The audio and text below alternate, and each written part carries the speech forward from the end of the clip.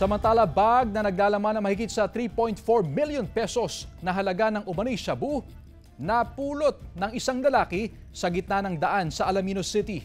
Nakaalerto, CJ Turida. Alas 4 ng madaling araw noong Martes, pauwi na ang 41 anyos na lalaki sa kanilang bahay sa barangay Magsaysay, Alaminos City, sakay ng kanyang motorsiklo nang makita ang kahina-hinalang eco bag sa gitna ng kalsada sa barangay Poblasyon. Inuwi ng lalaki ang bag at nang kanyang buksan, nadiskubre na naglalaman pala ito ng hinihinalang shabu. Ipinagbigay alam ng lalaki ang insidente sa kanilang punong barangay bago sila tumawag ng pulisya para sa investigasyon.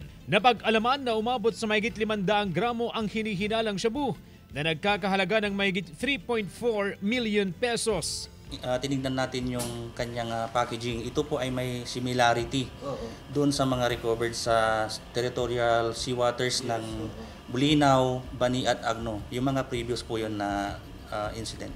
Sa ngayon po ay nagsasagawa po kami ng discrete intelligence monitoring.